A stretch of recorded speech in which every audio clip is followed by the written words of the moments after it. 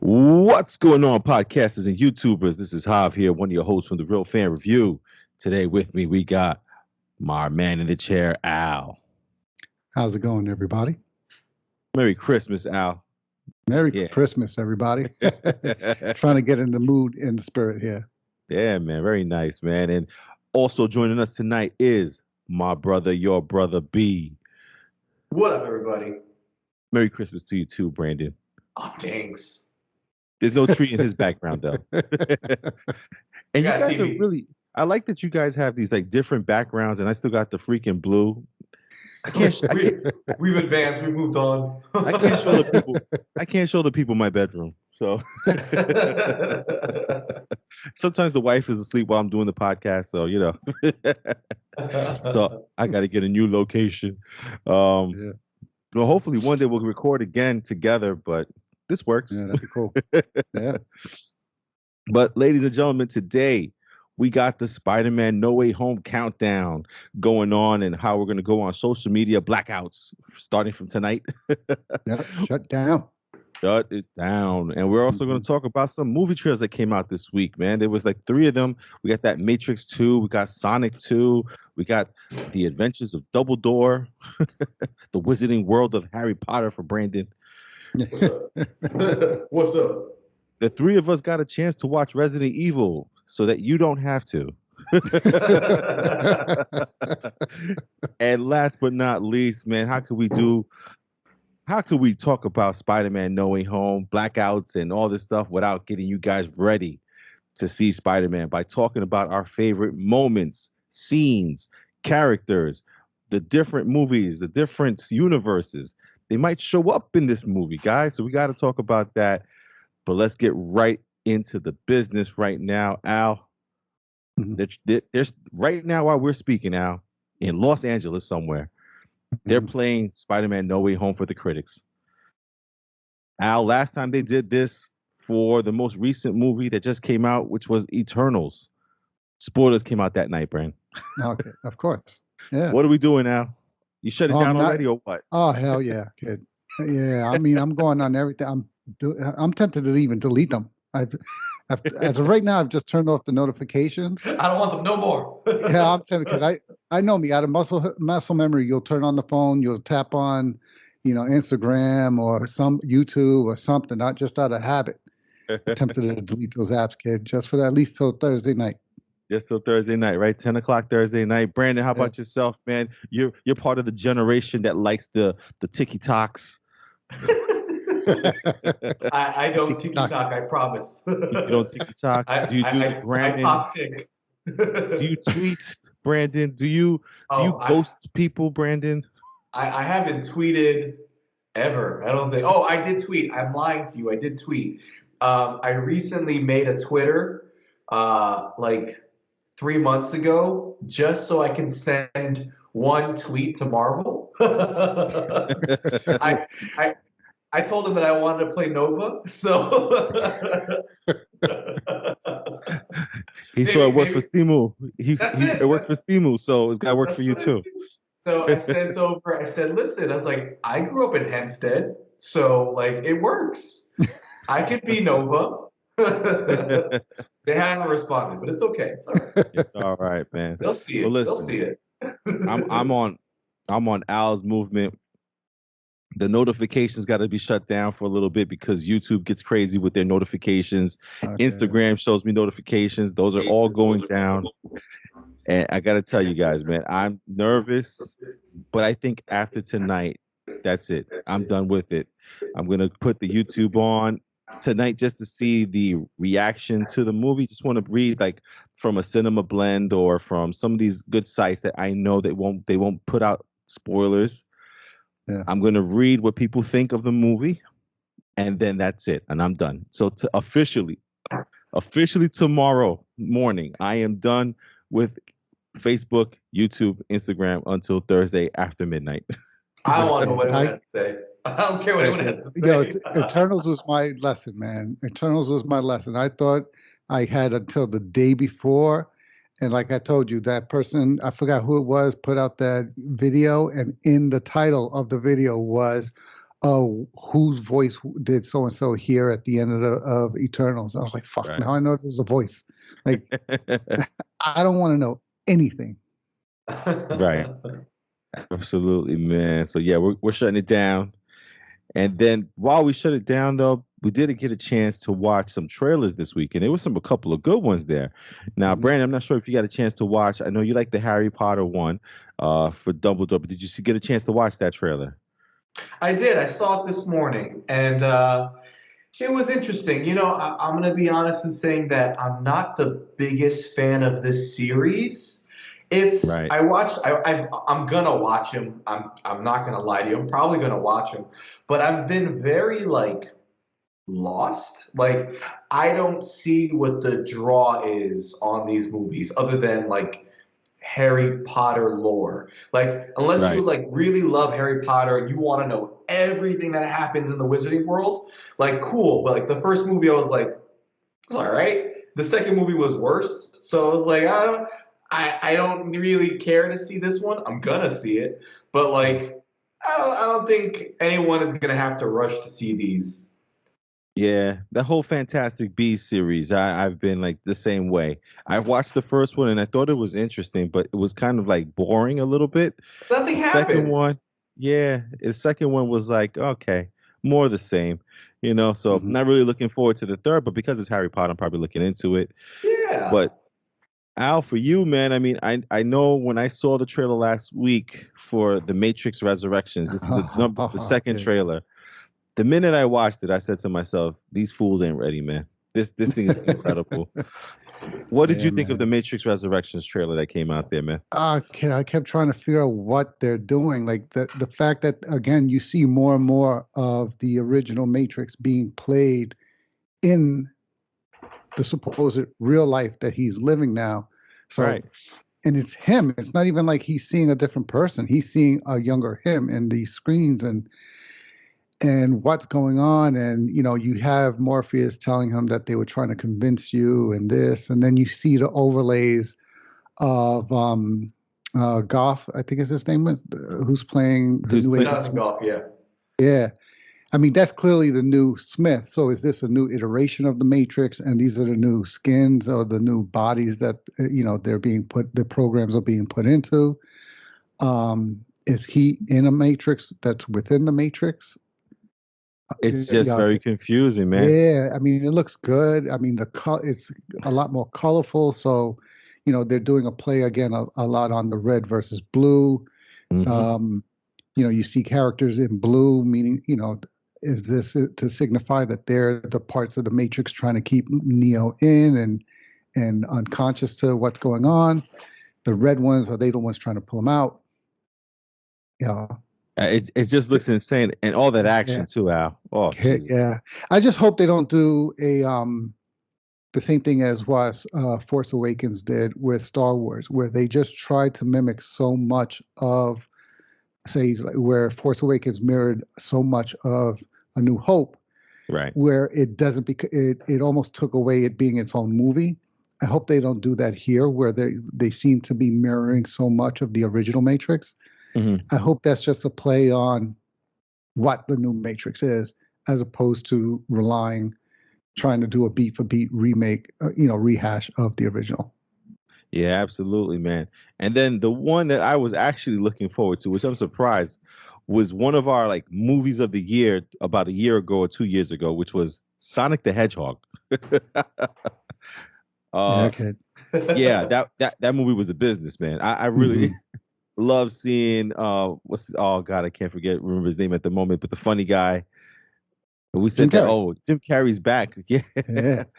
Jim Carrey, man, as Eggman, I cannot wait to see some more of him. But we got to see Tails and we got to see Knuckles as well. If you're, Yeah. if you guys are known with the Sonic lore from video games, those are characters from the game itself. And it seems like some of the voices sound familiar, like from the games or from the little animated TV show. Mm. But I'm excited to have those guys back. And I'm also excited to see Jim Carrey back as Eggman. Brandon, your Okay. thoughts on Sonic 2? Oh, it looked incredible. I'm super pumped for Sonic 2. Just because, like, I love the Sonic franchise. I've always loved it since, I played Sega Dreamcast, and having, I think it was like Sonic Adventure 1 and 2, like those were like the two best games of the Sega Dreamcast. And Sega Dreamcast had all the games, Shenmue, Crazy Taxi, it had all these crazy games that were awesome. Yeah. And Sonic Adventure 1 and 2 were hands down the best games ever. So I am incredibly excited that we are expanding on the story of, I think if we're going by video games, it's Sonic 2/Sonic 3, where Knuckles is kind of brought into the fray as like a bad guy. So like I'm super excited to see how these Chaos Emeralds are used. If this is going to lead into Sonic 3 with Chaos or with Shadow, like I'm so excited to see what happens here. That's crazy, man. Al, how about yourself, man? I know you like Sonic, man. Yeah, So- kid. No, it was funny. Like just watching Jim Carrey come out with the big mustache, going, "Daddy's got a new stash." Just to watch his ridiculousness. I'm glad he's back. He's been out for a little while, so I think we kind of, we needed him back. And it's cool that it seems like they're blending it with the comic books, because they even had him come in with the super speech where what's his name's character says to him, you don't find your moment, the moment finds you, or something like that. So he gives, so kind of like his, with great power comes great responsibility speech. So, man, and it looks good. Like I played Sonic, but never like that. So I had no idea. I knew who Tails was, but I never heard of Knuckles. Right. So seeing that him come out at the end and like basically just pound Sonic. Oh yeah. It looks good, man. Looks good. But I'm more excited about Jim Carrey. Yeah, me too. Definitely, man. I'm actually looking forward to actually all three of these movies, man. Except, not as much as Harry Potter as the rest of the two, but still something exciting to watch and something to look forward to. And when you get these franchises again, it's like you may not want to see it, but at the same time, you're like, I got to go see it. Yeah, man. So listen, if you guys are watching out there or listening to us on the podcast there, let us know, man, which movie out of those three are you really looking forward to the most? Be love to hear or see what you guys are choosing there. And I think it's going to be Matrix Resurrection, because that shit looks crazy. Yeah, man. And then listen, the next thing we're going to talk about today, man, is the three of us each got a chance to watch Resident Evil Welcome to Racoon City recently. This is a movie podcast. As much as I want to talk about Hawkeye, let's talk about the movies first. Resident Evil, man, came out maybe about 2-3 weeks ago, and it was a little hard for us to all kind of go out there, go see it that week. With just regular stuff. I think Thanksgiving was around that time period and everything too, so it was kind of rough to get together. But Al and I got to see it like 2 nights ago. Yeah. Mm-hmm. And then Brandon got to see it a week ago. I'm looking forward to see what you guys thought too, because Al, you and I really didn't talk about the movie afterwards, man. Yeah. Man, Resident Evil, and by the way, we're going to go full spoilers on this because this movie's been out for like 2 weeks, and we really want to help you guys out there. Well, at first I was liking the movie. Like I like the fact that they tried to make it a real movie adaptation of the game. They try to stay true to characters. It didn't seem too out there like the original Resident Evil movies with Mila Jovovich. Right. This seemed like okay, they're really trying to put some credibility to this movie make of a video game. But then somewhere along the middle of the movie, they lost me. First, like Leon, I don't remember him being such a punk like that. Like where he was a joke. And like I like that they stay true to the game. Like that one scene where they turn the corner in the mansion and you see that zombie feeding on the body. I thought that was beat cool. For beat. Yeah. Yeah, kid. I thought that was cool. So and that's like in those little things they did like that. Like they brought me back into the movie, but then they would do something ridiculous where they'd go over the top that they didn't have to. And it would almost take me out, like the two bodies that were in the brother's house, Chris Redfield's house, when she went to see him. Like they just attacked her, but they didn't attack her. Like they stopped. Like the one kid is under the table. The mom, I think it was the one who jumped through the door to. But then an attacker just took the kid. Were they zombies? Like Were they that's where they turning? What kind of was? lost Yeah. me with. Yeah, what was going on? Like so. But I give them the credit for the effort. That you could tell they were making an honest effort to make a good adaptation. Yeah, man. And listen, I'm always down for alterations from games to movies, from books to movies, especially if it's not important, right? So if you want to change what Jill Valentine looks like, go for it. If you want to change what Leon looks like, go for it. You want to change Chris Redfield and all these other characters, no problem. But what you cannot do is turn a hero into a punk bitch. Brandon, get him, Brandon, because I know you love Resident Evil 4. I was just about to say it. I was like, do you understand, Capcom, that you have released Resident Evil 4 almost 15 times in the last 10 years? That should tell you how great that game is, starring Leon S. Kennedy saving the president's daughter. Why would you do that? Why would you do that to this man? Why would you do this? I have never been so disappointed in my life. I don't care that the actor was played by a Hispanic man, that his hair was black instead of blonde. I don't care. Yeah, that's But not important. that Yeah. doesn't matter. But Leon S. Kennedy is a badass. And if we go back to Resident Evil 2, the game, yeah, he was a brand new cop, but he was like the most confident cop in the entire thing. He was like, I was ready to go to SWAT, so like to make him like this kid punk who is a screw up, who comes from a bad background as a screw up, and his only like redeeming moment is the one time he like shot a gun because he was angry. Like, no, get out of here. And then he shot the grenade launcher at the end. Get out of here. My worst thing about this movie is that they use the characters. I will say that's the only thing that the Resident Evil with Mila Jovovich did better, is that for the first movie, they used no characters because you got a fresh interpretation from a zombie apocalypse that it didn't matter who this person was, they were trying to survive. And that was it. That was the only thing that had to matter, was that out of the group of 6 people here, some of them had to survive. Perfect. That's great. In this movie, you gave us all of the all-stars from Resident Evil. And I'm sitting here, I'm like, they're not going to kill off these guys. There's no way. These are the all-stars. I don't care what any of these people look like, but they were all so misrepresented. Oh, yeah. Like Jill Valentine was definitely Jill Valentine. I'm so angry. I think just as angry about what they did with Leon that they did with Jill. Like, yeah. Jill didn't need no man. Jill could stop the whole world just by herself. yeah. I was so upset that she was so hung up on Wesker. I was like, that doesn't need to be a thing. That was never a thing. It didn't have to be a thing. I think the only person who was somewhat like their game self was Claire Redfield. She's the only one who was somewhat like herself. And even then, she was still a lot more confident than Claire from the video games, because Claire from the video games just kind of stumbled into this and was like, I don't know how I'm going to survive this. This one was like, I'm going to shoot everything.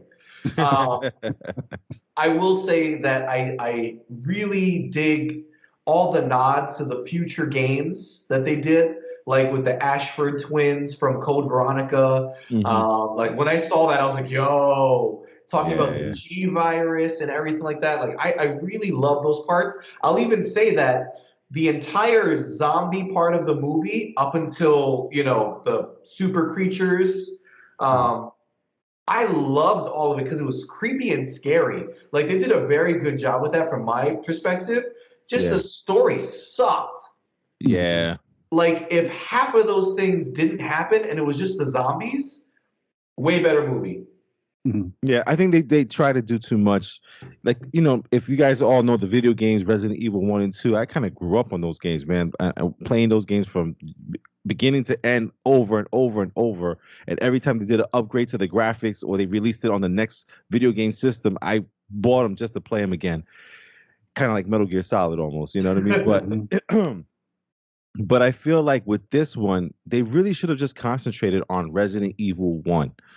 Yeah, you want to get more characters in there, but we could have built to that. You know what I mean? That could have been like a post credit scene. You know what I'm saying? Where you see Leon and Jill Valentine. Let's let this one be Chris Redfield and Claire, and then the mansion. There's a lot to deal with inside that mansion. That game is like it took me, if I remember right, like almost like a week to beat that game.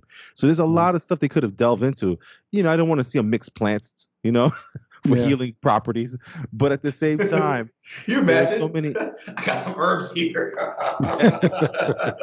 I was hoping, I was waiting to see that one, but like there was a scene where they were walking in the hallway, and I was like, oh my god, they're gonna do the dogs jump through the window scene, and they didn't do it, man. I was so I was mad. waiting for that too.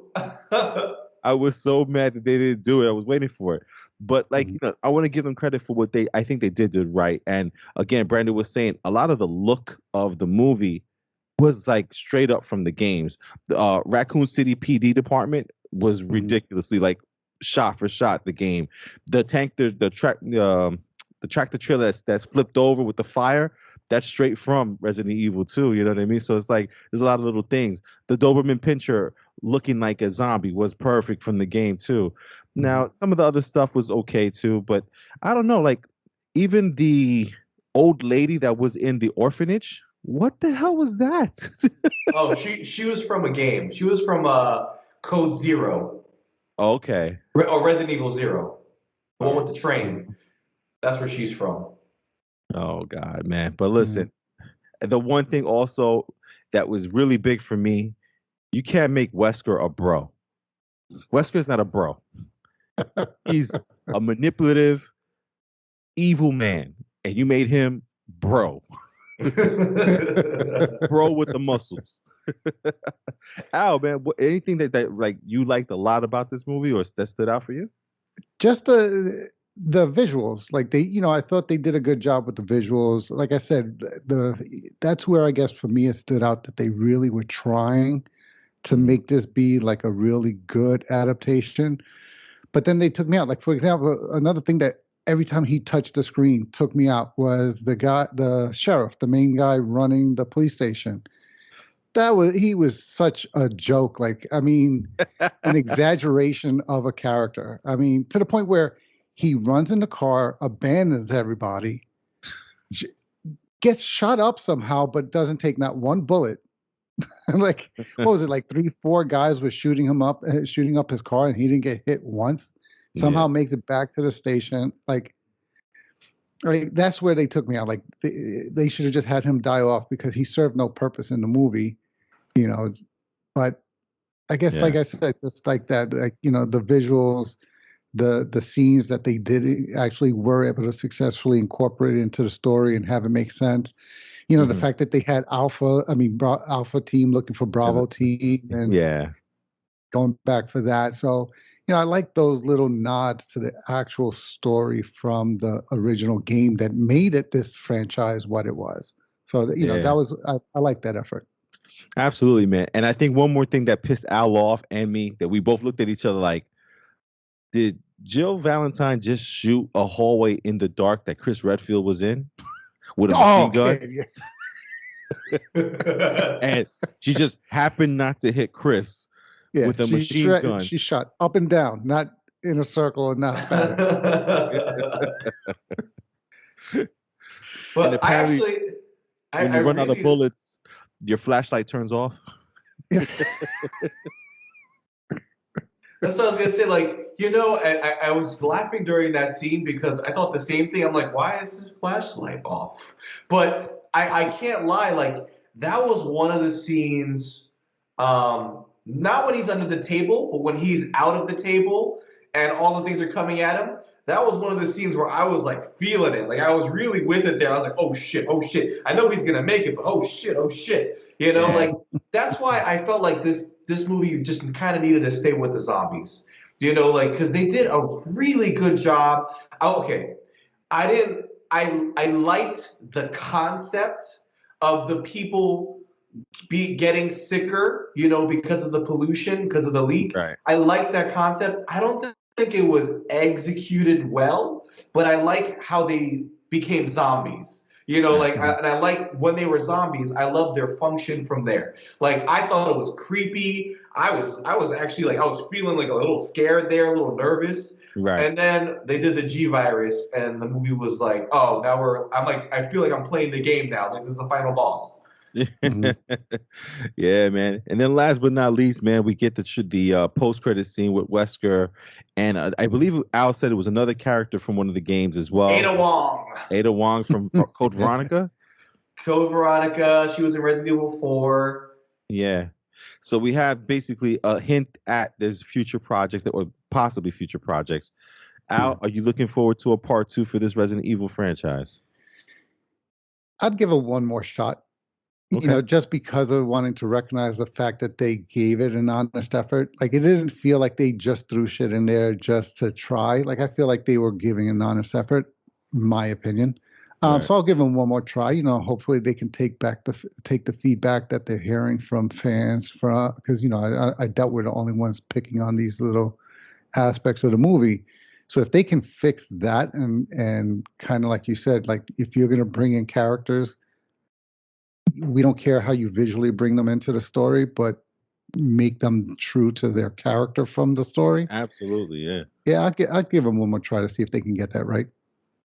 Yeah, man. Brandon, how about you, man? A number 2 for you? I mean, I feel like I have to. I just don't like. I don't know where they're gonna go, cause like, I can't see them not doing Nemesis, the next one. Right. And like, I don't know how they're gonna get there, kind of a thing. Like, I feel like this movie and the way that they destroyed Raccoon City, unless like a bird got away, like they made it pretty clear that this virus wasn't leaving Raccoon City. So unless it happened to get into the pipes that led into another state, and that's how we get the global kind of T virus kind of pandemic. I guess, but like at this point, you introduced all the major characters. Are you gonna kill one of them off in the next movie? Like, like, because I wouldn't want that, Right. considering we've never had these characters all together, honestly, in any of the games. They've No. always been one or two of them together at most. I can't see them doing a second movie and then them killing Jill Valentine. Like, it wouldn't make sense to me. Killing off Chris Redfield or killing off Leon, like, it wouldn't make any sense. So I'll watch it, but I just don't know where they're going to go. Yeah, I think if anything, they probably separate them. Have them. Some people go this way, these people go that way, kind of thing. To try to make it make sense, because I understand they're not going to kill off those 4 characters. They can't, especially if they want a series or a franchise out of it. They can't do it, man. Yeah. But listen, guys, my bottom line take on this movie, man, is don't rush to go see it, man. So wait for Blu-ray, wait for DVD, wait for Redbox. Just go play the games. Just go play the games. Play the games is a lot better, man. Resident Evil 4 just came out again like last week. Go play it. Al, how about you, man? What's your rating on that one, man? Yeah, same thing. I wouldn't rush to watch this one. I mean, it's something to watch. Make sure it's a movie you should watch, but not in no rush. Yeah. Yeah. And Brandon, man, how about you, man? We didn't rush to go see it. Would you rush to tell somebody to rush to go see it? It's already too late. Too late. Ain't nobody rushed at this point. It's too late. Yeah, guys, man, listen, if you're listening out there, man, and you're watching on YouTube there, let us know. Did you watch Resident Evil? What did you think of it? Please let us know your thoughts, man, and try not to shit on it as much as we did, please. Oh, man. And then before we get into a Spider-Man prep, man, we did tell you guys we'd go over Hawkeye episode 4 with you guys. But let's be real, man. Hawkeye episode 4 was awesome. Good acting on Jeremy Renner's part. And also, Kate Bishop's character is just incredible. A lot of good scenes in there. So we'll just briefly touch on it so we can get right into the Spider-Man stuff. Al, talk to me, man. What do you think of Hawkeye this week? I think they're really definitely setting up the mom to be, if not one of the main villains, the villain that they'll be portraying in this series. I mean, I don't know how. I think we're going to get Kingpin, but I think we're going to get a glimpse of him.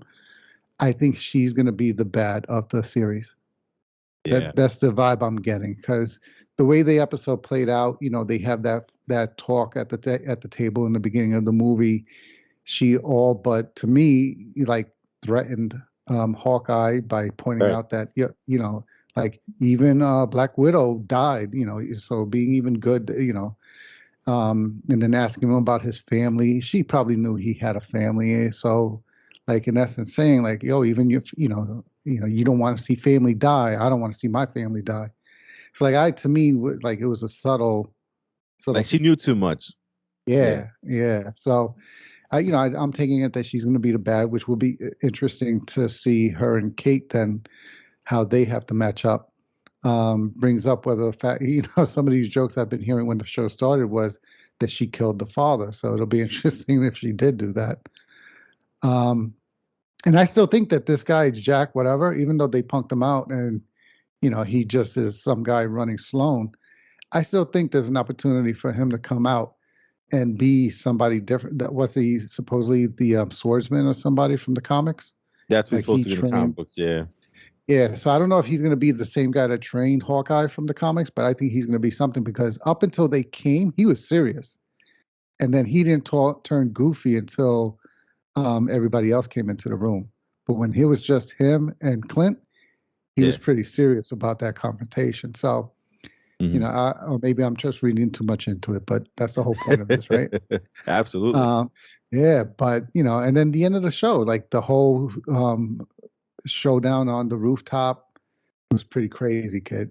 Yeah. That was a tough showdown. It brought him back into reality, knowing that somebody, because he doesn't know who Yelena is yet. So the fact that he just knows that a Black Widow assassin was sent in, and to him that meant that, as if things weren't already real, that It now just it's got real for realer. him. Yeah. They're going after all these tracksuit mafia guys, and he didn't think that was serious. No, now it's serious for him. Absolutely, man. Brandon, man, how about you, man? What's your thoughts on the episode there for Hawkeye? I thought it was good. I agree. I was really hoping for the swordsman to be something, bigger, and kind of seems like he can be, just in the way that Hawkeye kind of referenced him later. Kind of seemed like maybe there's something more to him that Hawkeye knew. But I would say in terms of development, like, I'm a little concerned at the pacing at this point. We're episode 4. We have 2 more episodes. One of them is this week. Next week is the finale. And I don't necessarily know where it's going. Like, I loved episode 3, Mm-hmm. but at this point, where we kind of stopped momentum, even though at the end of the episode we had the Black Widow and Echo, I kind of felt like I don't know where this is going to lead up to if the last episode isn't like an hour and a half. These last 2 episodes have to be a lot longer, because they've set up a lot, but how do we get to the finish line, and how do we get there? So there's a lot left to tell, and I feel like we just started telling it. So I'm interested. I'm a little worried, especially now that they've introduced Yelena, and we have 2 more episodes left. It's kind of like, what is her point at this point in the season, being 4 episodes in. But at the same time, I'm genuinely really liking the balance and relationship between Clint and Kate. I feel like that's developing very well. And then I genuinely appreciate how much thought is going into, like, representing the Black Widow. Scarlett Johansson's Natasha. This episode especially, from the episode 1, we've been getting glimpses for Clint and his kind of emotions regarding that matter. But this episode, I think, really kind of started to cement a lot of it. The shot he didn't take, and everything like that. Like, I really appreciate the tribute that they're giving the Black Widow with this one. Yeah, man. I really like the episode, but I'm almost in the same camp. And I think you guys are kind of hinting at is, like, there's only 2 episodes left. Why introduce a Black Widow now? It's like almost it didn't need it with everything else already going on with the tracksuit, possibly Kingpin, plus the whole thing with Kate Bishop's mom. It's almost like you didn't need the Black Widow thing unless it's gonna do something towards the end. Besides, like, oh my God, look, MCU, like Yeah.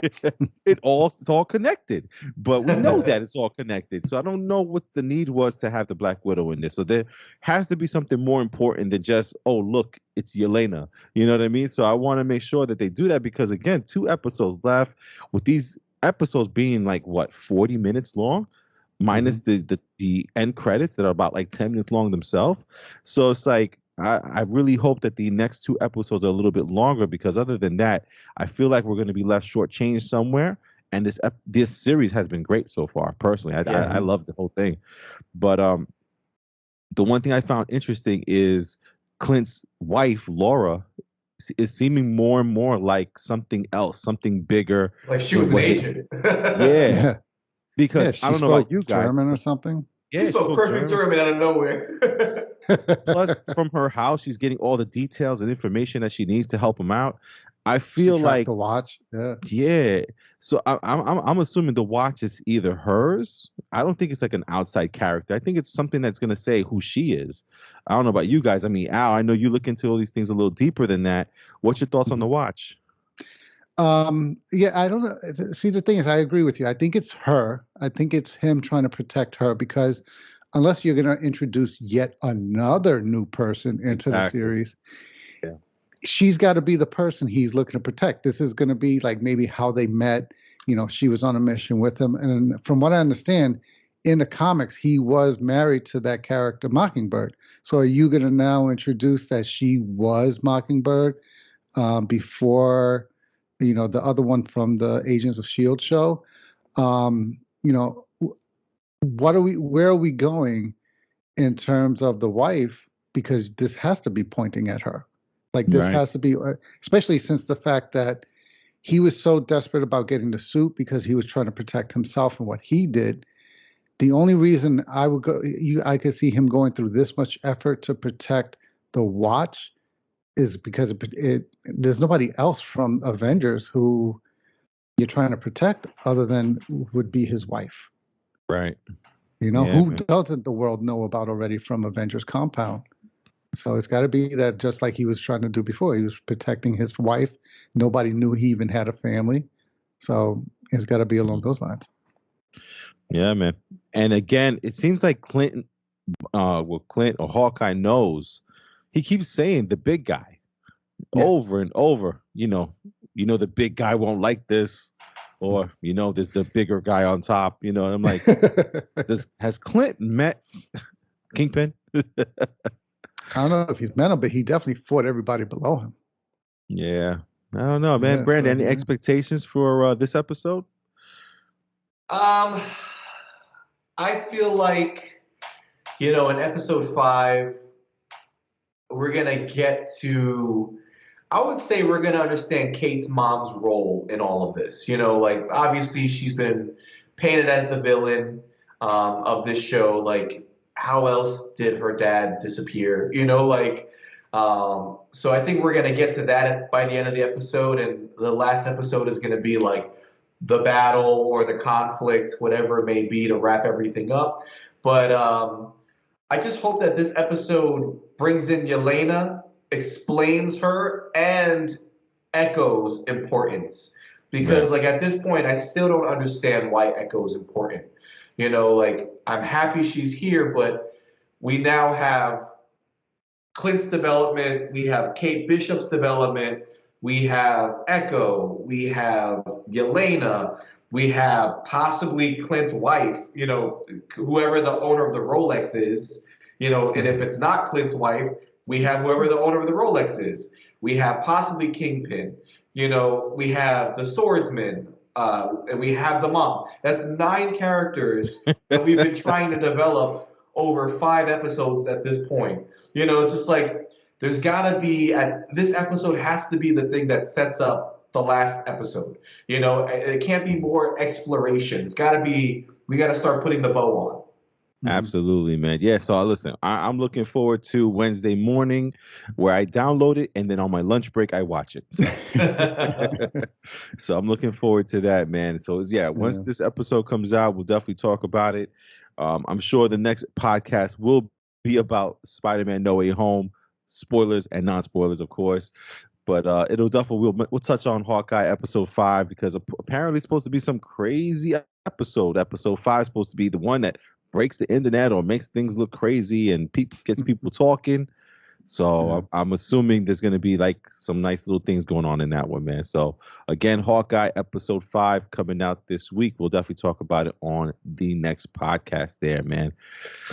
Ah, we have arrived, fellas. We have arrived. This movie, we watching this movie out in 3 days and 5 minutes.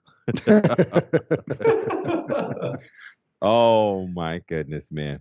I can't wait. I really legitimately cannot wait to see this freaking movie, man.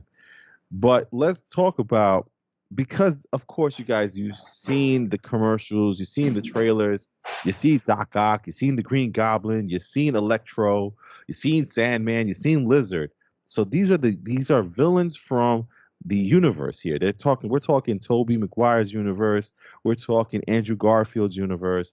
So let's talk about some of those movies there, man. And let's talk about the good stuff that we like from those movies there. Al, give me a good like memory of any of these Spider-Man movies. Which one stands out to you the most, or what means more to you than anything from these movies? It would have to be the first Spider-Man, because before Spider-Man, there were comic book movies and everything, but they were always, I don't know, I felt like cheesy. Like even the old classic Superman movies with Christopher Reeve. They're great. Don't get me wrong. They're classics. But I don't even feel like even with that, like I felt like there was some limitation to how well they represented the story.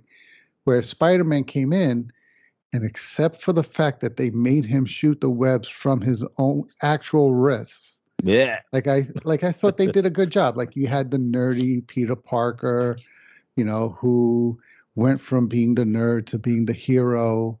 They had it. It was very colorful, but I thought that was great and a good reflection of the fact that it was a comic book movie. It wasn't trying to be dark, especially at that time. They Right. weren't trying to make dark comic book movies. So, I thought they did a good job. They tried to stay true to certain characters.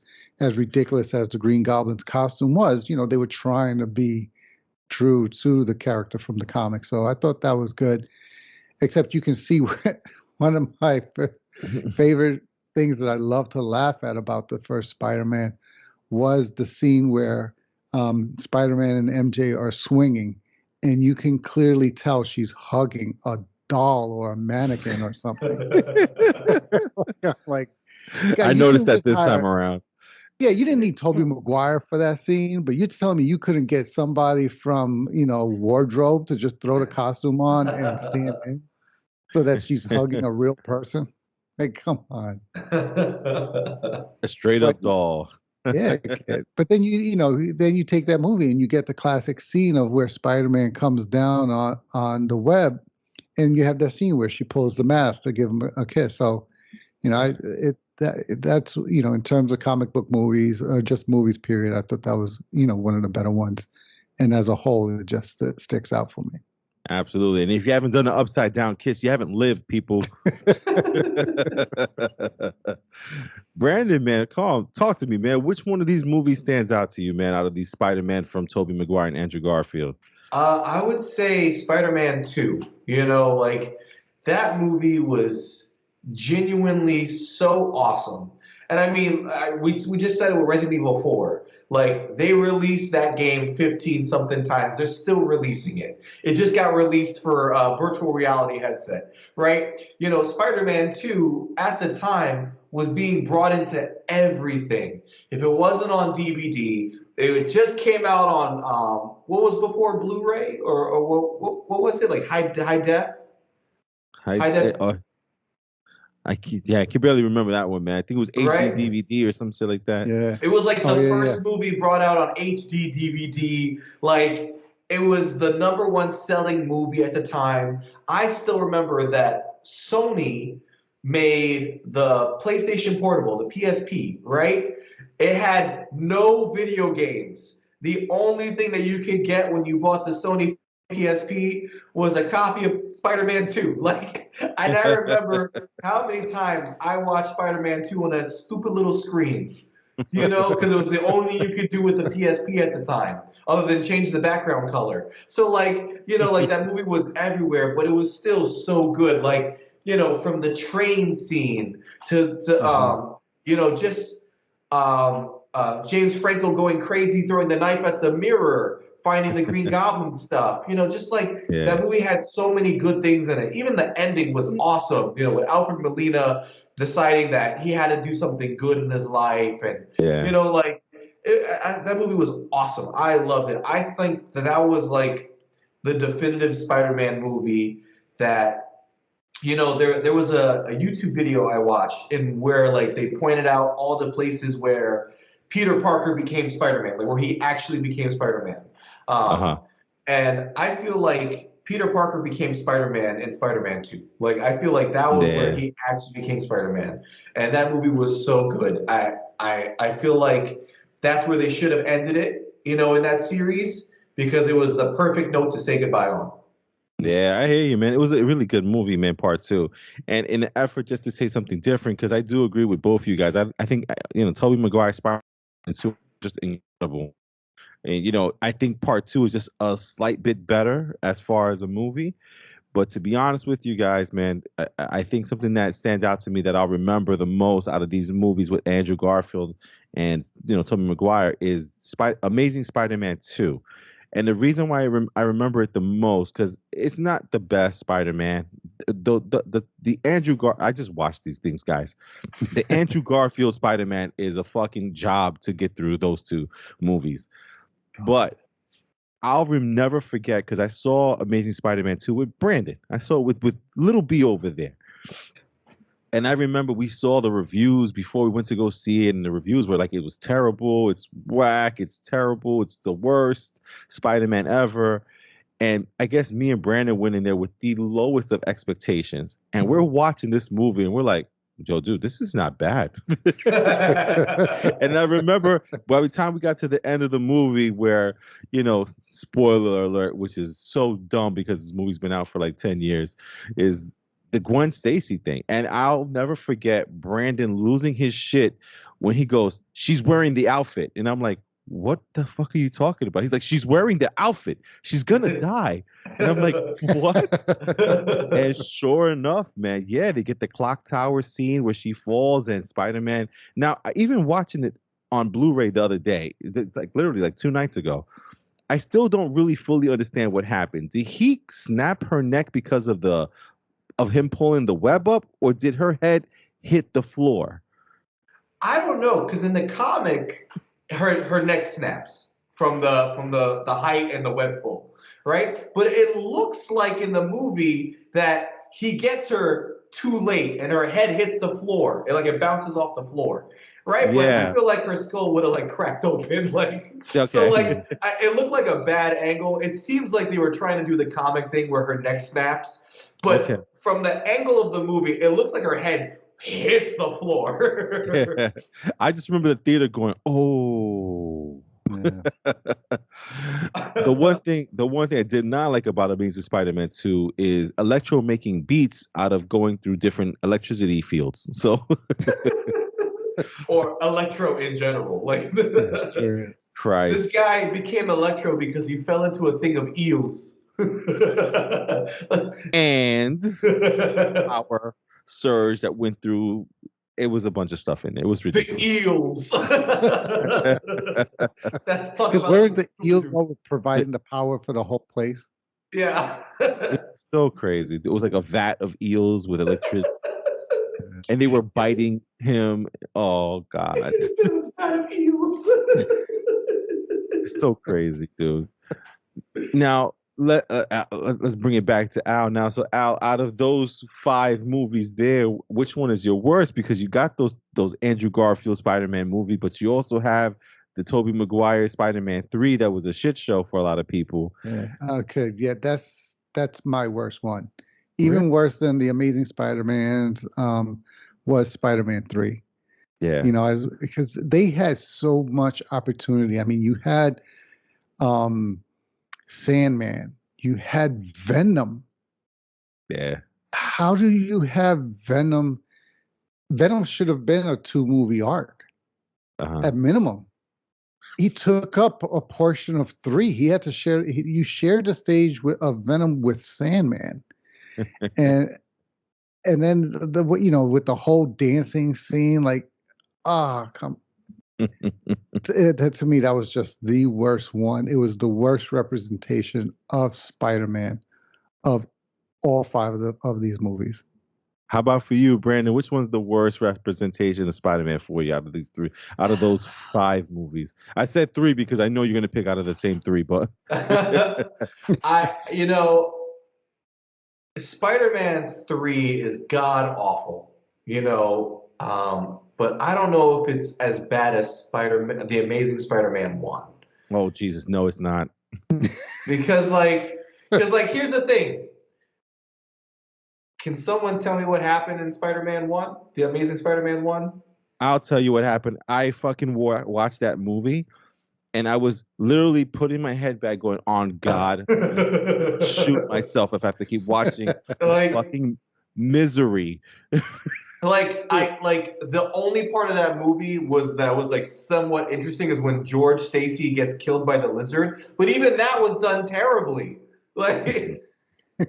I feel like I'm the only one that doesn't like the way the lizard looked in this movie. He looked like the what were those dinosaurs from that reality TV show? Dinosaurs. Yeah. Not the mama. Yeah, that's exactly what he looked like. Oh, not the mama. That's so old. Dude, let me tell you something, man. Amazing Spider-Man 1 was so bad, dude. And it's crazy because then I watched Amazing Spider-Man 2 and it was just like, dude, the whining and I want to be with you, Gwen, and I don't want to be with you, Gwen, and I want to be with you, Gwen, and I kind of be with you, Gwen. I'm like, oh God, shut the fuck up. Oh my God, stop bitching. You're Spider-Man. Dude, it was so bad to watch those 2 movies, man. I don't know. Like after watching these 2 movies, I was like, I don't want to see him in this movie now. I just want to see Tobey. I do not want to see Andrew Garfield because he's. Yeah. I don't like his Spider-Man. They should have just left the parents alone. Like they shouldn't have made it. I mean, to the point where the spiders only worked on him because the father made it work just on their DNA. Like, yeah.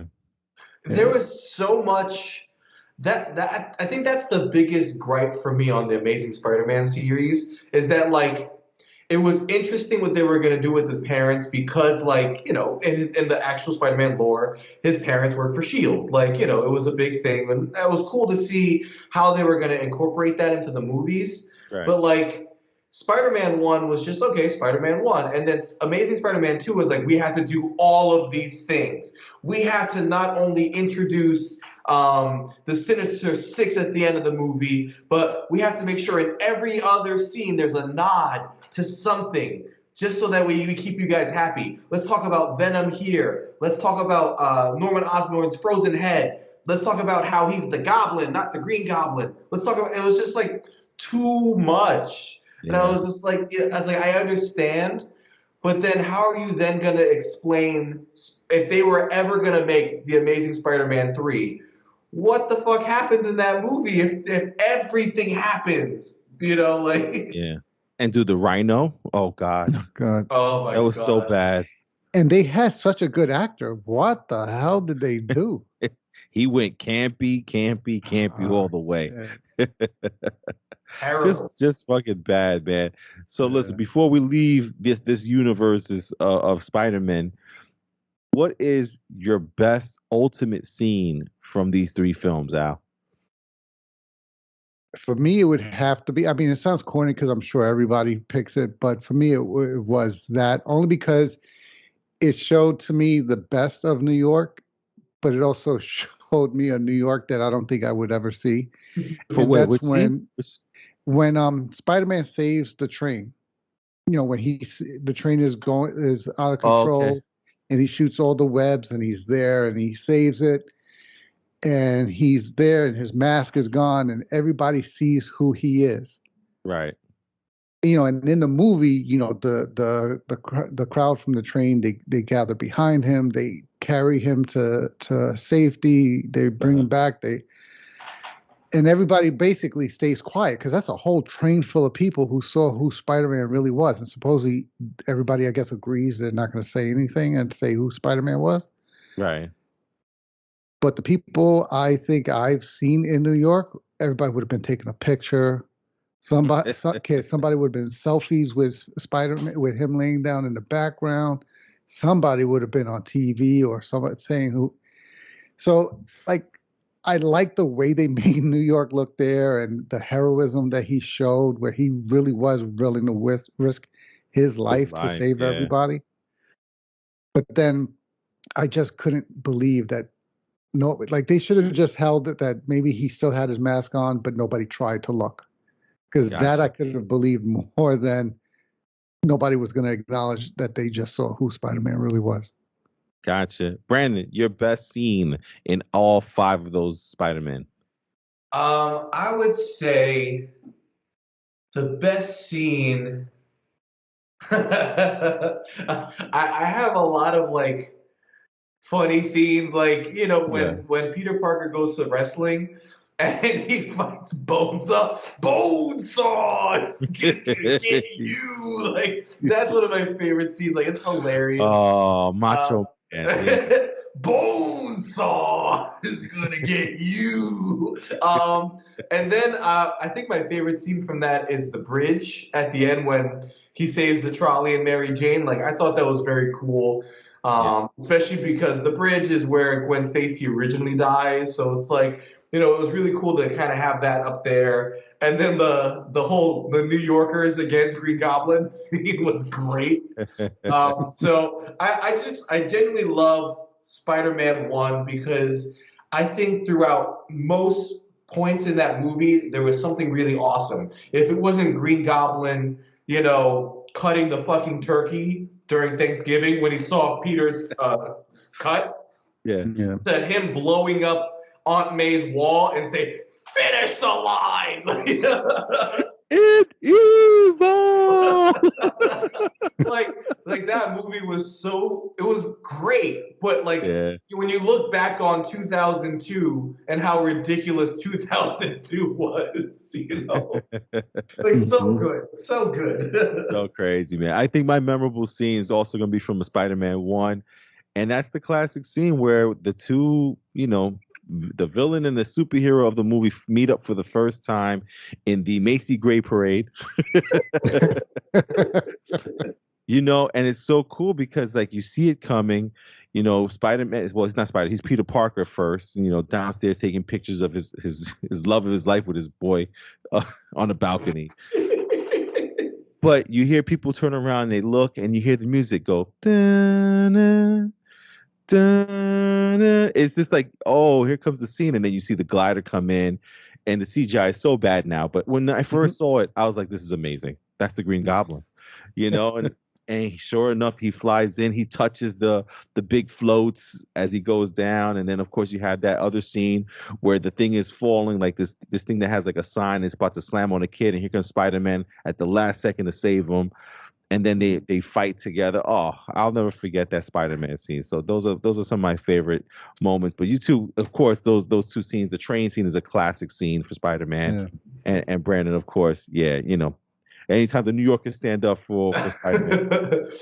Back to formula. Back to formula. I'm something of a scientist myself, And you know what? Actually, one last question now for you guys before we leave. So, in these 5 movies, we got the Green Goblin, we got Doc Ock, we got Venom, we got Sandman, then we got Lizard, and then we got Green Goblin and Electro.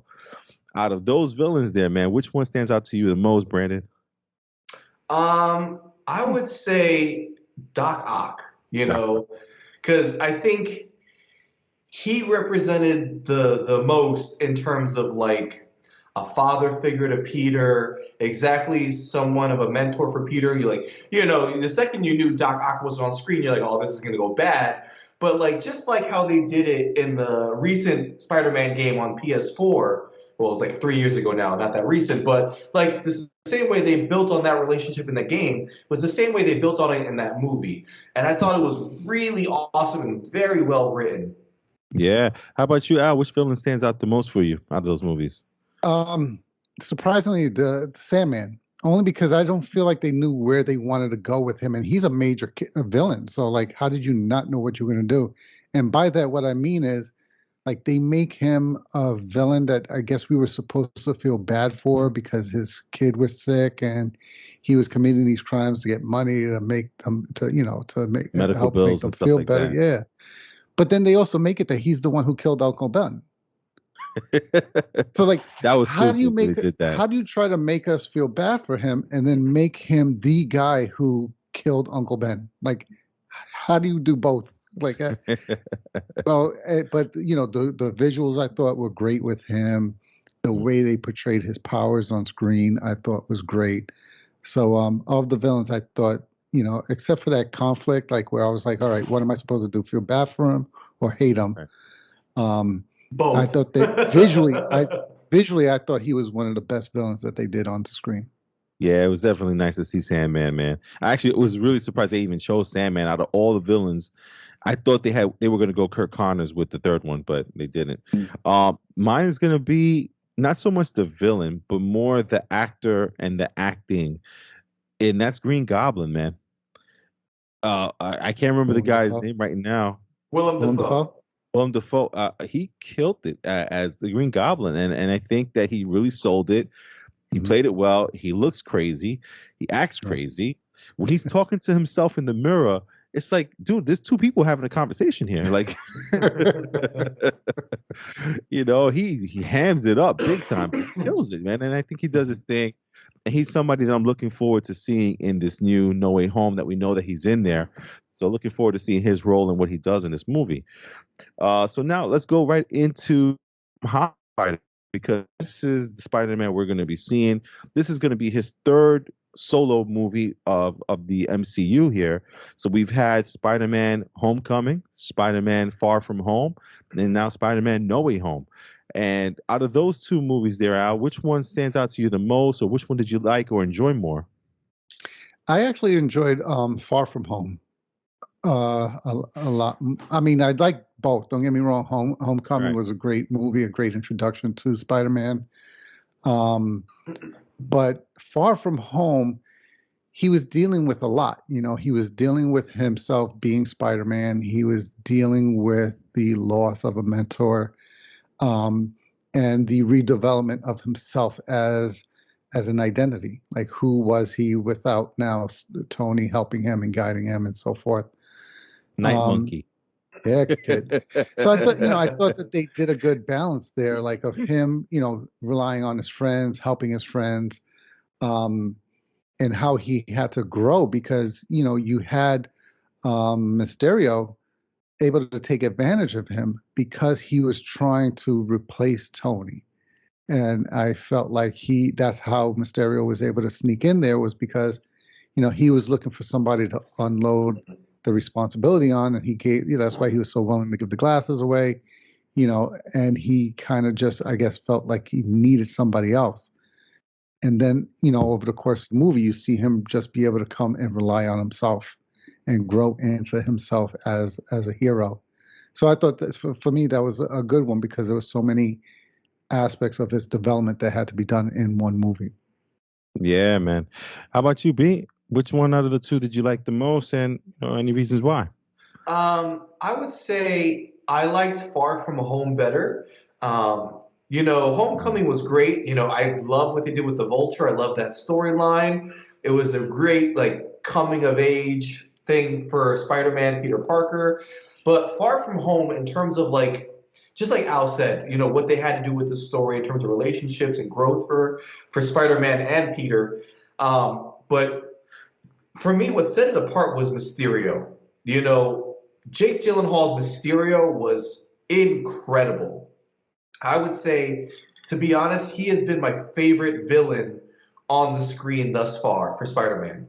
And only because, like, they took a really super lame villain and they made everything he did crazy. Like, the elementals were, that was something. But, like, I can't forget the scene where Peter chased Mysterio down into, like, the warehouse, and you couldn't tell what was real, and it was just Spider-Man getting fucked up for a solid 10 minutes on screen. Like, when that scene was over, oh no, how about the fake out of the scene being over? When Peter falls into the car and he's like, oh, I'm out of it. Nah, you're not out of it yet, son. Like, and then for the scene to really end, and like, Tom Holland did great with this scene and acting it when he was visibly shaken up because he didn't know if this shit was over yet, if he was out of it or not. Like, is he gonna die in an illusion? So, like, that scene was so well crafted. It was like my favorite scene in all the Spider-Man. Yeah, man. I mean, for me, actually, I did like No Way Home. Not No Way Home. I haven't seen it yet. I'm probably gonna like it.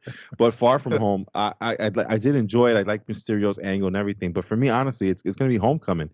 I thought the Vulture and that story was insane and awesome because the way they made Vulture up to date was crazy. That they made him someone who steals parts. That's never really part of Vulture's story in the comic books. So the fact that they used, like, that's what a Vulture does. It scavenges, takes everything that's done or broken or dead, and it just was really cool. And just the story itself, like, I still will never forget the scene where Tom Holland's Spider-Man Peter Parker goes to pick up his date for the prom. And when he rings the doorbell, and there goes the Vulture opening the door because he's the father of his date, the whole crowd was like, "Oh shit!" And even Peter Parker's face was like he was stumbling over himself. And then you seen the Vulture realize that Peter Parker's Spider-Man. Dude, when he tells him to stay in the car for a second, dude, that was just amazing. And then also shout out to my niece Britt, who's in the movie as well. She was like one of the extras in the high school prom, dancing around in there. So definitely shout out to my niece. She was in there. But I just like the Homecoming a little bit better, and I really enjoyed the little Captain America infomercials for the kids. That's pretty cool. Man. But the story itself, man, I just really enjoyed the story, and I don't know. There's a lot of things that I'm hoping that they pay off in this next movie, in No Way Home. So, now that we talked about pretty much all the Spider-Man movies and stuff like that, and the villains and all the stuff, I wanted to ask you guys: do you guys think, because in these trailers we've seen all the older villains, I haven't seen a single thing about Vulture, haven't seen a single thing about Mysterio, Scorpion, nothing. So do you guys think we're going to see those guys, or this is strictly going to deal with the older characters? I don't know. I feel like there's a lot that we haven't seen, and I feel like all of this is supposed to be surprises for us. Like, I think the state of these Spider-Man movies was really set that this was going to be the last one. And, up until last week, there weren't any more Spider-Man movies that were coming out. And so, like, I felt like there was going to be a lot of finality into this one. So I feel like we are going to see some of these guys. Maybe they might not play a big role in this movie, but I think we're going to see them just because, like, there was a lot set up towards the end of Homecoming for the possibility of seeing them again. So I think we will. I think we just weren't shown yet. I mean, I think one of the testing audiences only saw 40 minutes of the movie and not the whole movie. Yeah. So, like I said, tonight is the first night that the critics are actually going to see the whole entire movie. So, yeah, nervous, bro. It's going to be the first night where I shut off the internet. There you go. Man, how about yourself, man? Any thoughts on these villains, Mysterio, or even though Jake Gyllenhaal character is dead, Never Yeah, know. no, I don't think we're getting him. I think we might get Vulture though, because I'm wondering if that's how these guys get their Stark technology. Because like in the clips, you see that Electro, the way he was able to enhance his power was it looks like he has some form of a arc reactor. Mm, that's So right. and That's right. and then you have even Doc Ock has the nanotech that takes over his thing. So they make it look like he gets it because of his battle with Spider-Man, and I guess maybe some of it comes off of this. But you've never seen the technology come off of a suit to go on to anybody else. So is it that somebody else gives the Doc Ock the nanotechnology onto his arms? So I'm wondering if you do have a Vulture who's bringing these guys together by giving them this new enhanced equipment and technology once they come over. So I think we're being shown a lot of just these three to distract us to the fact that there is going to be a lot more. So Mhm. making us focus just on these three. But I think they're the distraction. I'm assuming there's going to be a lot more that we just haven't seen. And I'm hoping we're going to be surprised, like you said, because it's setting up a Yeah. lot. Yeah, definitely setting up a lot. And then a couple of little questions here and there, and then we'll end the podcast here. Is some of the things that I think they've hinted at in these Spider-Man movies, and they've really hinted at a lot of stuff with the Stark Tower. If you think about it, Homecoming is when we find out that Stark is selling the Stark Tower in Manhattan. Yeah. And he Then was clearing everything out. yeah, right. Then we get to Far From Home, where they don't show us anything about that tower except that he was flying through it. And if a lot of you guys watch a lot of these YouTube sites and listen to a lot of these YouTube guys talk about some of the hidden stuff. But when he flies through the atrium of where Stark Tower used to be and he lands, there's a sign that says, we can't wait for you to see what's next. And it says 1, 2, 3, and then the 4 is invisible or disappeared. If you guys also don't know, the guy who does these Spider-Man movies, I believe it's Mark Webb that does the Spider-Man movies, is the director. It Yeah, I might think be so. Mark Webb, it might be somebody else. But anyway, the guy who's directing those movies is also directing the Fantastic Four. So I'm wondering if we're going to see something with finally who bought that tower. You know what I mean? Like who owns the tower, whether it's Kang, whether it's, the Fantastic Four Baxter building, or God knows what, maybe Kingpin, I mean, like with hopefully all this stuff about Kingpin being rumored. But that's one thing. Then we got the rumors of Daredevil. We got the rumors of X-Men possibly. Hmm. What's your most craziest expectations, Brandon? Are we getting a name for the tower? We getting the X-Men? We're getting Daredevil? Talk to me, Brandon. What you think? I don't even know. In terms of like the direction, I think we're definitely getting Charlie Cox, as Matt Murdock. I don't know if he's going to suit up, but I think we're getting Matt Murdock. Okay. Just because like it goes back to my Hawkeye speculation. The reason we haven't seen Wilson Fisk, is because we haven't seen Homecoming yet. Like I think they're waiting to show us Charlie Cox in No Way Home, and then the last episode of Hawkeye, we'll see the Kingpin. I think that's why they didn't show him yet, is because they want to show us Matt Murdock first. Gotcha. I think we will get an answer to the Tony Stark building, just because it's only been a thing in the Spider-Man movies, to be honest. Right. So I think that's either going to be Oscorp, or it might be who was the other thing? I don't think the Baxter building, because that's like a prominent location. So I think it's going to be Oscorp, and I can't remember the other thing I thought it was, but I thought it was like a villain. So Gotcha. I'm thinking Oscorp. I think we'll finally see the Oscorp logo on there, as because we got teased with it in the Morbius trailer. Mm-hmm. So I think they're gonna show us what it is in this one. I think Venom is gonna show up in the end credits of this movie. Okay. And how about you, Al? What's your most crazy expectations for this movie? Well, actually, I thought. Well, I didn't think Venom would be just an end credit, but with Brandon saying it, I kind of agree. I think they'll leave him for an end credit. But I was expecting him to be coming into the movie as a support for Spider-Man.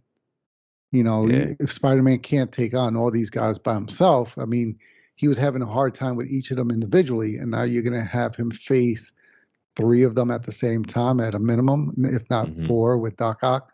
So I was like, okay, you've already hinted Venom in this universe with the ending in Let There Be Carnage. So what better way but to have him be because they also reference Lethal Protector, which is, from what I understand, a series in the comics where they do team up together. So what better way to then have that become an actuality than by having Venom and Spider-Man fight the Sinister Six? Yeah, that's gonna be crazy. So, and it's funny, you guys say Sinister Six, but a lot of the scenes is Green Goblin and Dr. Octopus by himself or by themselves, and then there's that one scene where we see those 3 guys by themselves, which is Sandman, Lizard, and Electro. So I'm wondering, I mean, I just feel like they cannot tiptoe around the Sinister Six. You're gonna show us the Sinister Six or stop cock teasing. Yeah, I agree because I know Sony is making all these plans, and one of their biggest plans is they want a Sinister Six movie. But I feel like all this universe building that they're planning, I feel like just can be done in a Spider-Man movie. No Way Home, we have 5 out of 6 villains right now. Just do it. I feel like there's no being reason. Stupid. Just do it. Yeah, I understand that Morbius and Venom is leading into something with Spider-Man potentially, but now you're gonna make a Sinister Six movie for them to team up with Spider-Man because something worse happens. I don't need something worse. I think the worst thing Spider-Man needs to face is the Sinister Six, and that's it. That's it. Yeah, man. Yeah, listen, I am so ready for this movie, man. I cannot look forward to this any more than I already am. Again, I am just going on tonight to look at reviews to see what a lot of these guys said. Hopefully nothing gets spoiled when I'm looking. Yeah. But I just want to hear I just want to see them say you're going to lose your shit. So because you are. So yeah, man. I'm really looking forward to seeing this movie, and especially looking forward to seeing the movie with you 2 guys, and Sanj, I believe, will be there as well on Thursday night at 10 o'clock. Guys, I hope everyone out there, you got your tickets. You're able to see it sometime this weekend, whether it's Thursday, Friday, Saturday, or Sunday. Please try to watch as soon as you can, because again, you don't want to get spoilers on your internet websites or unless you don't care about that stuff. But you want to enjoy it the best way you can and get surprised, like when Cap took that hammer. Come on. So listen, man, that's us. What would we say, Al? Now, I was just gonna say, you don't want to hear about it before you saw it. Yeah, you definitely don't want to hear that, man. So listen, coming out of Long Island, New York, we are the Real Fan Review. We thank you for listening, watching, and doing all the things you do with our sites, whether you share it with your friends or you just hit the like button or you comment. We thank you for all that stuff, man. So from us here, we got my brother B. Adios, everybody. We got our man in the chair, Al. Have a good night, everybody. And myself, Hav, say good night and thank you guys. Remember, hit that plus symbol if you're listening to us on a podcast. That way we come to you every single week. If you're watching on YouTube, subscribe and hit that bell so that way you know whenever we put a podcast out on there. Podcast usually comes out Tuesday or Monday. Video comes out usually around Wednesday, Thursday. So guys, just, look for us and man, let's share some movie experiences. We'll see you guys on the next podcast with a No Way Home review, Hawkeye episode 5 review, anything big coming out of news-wise, we'll talk about it next week. So we'll see you on the next podcast. Until next time.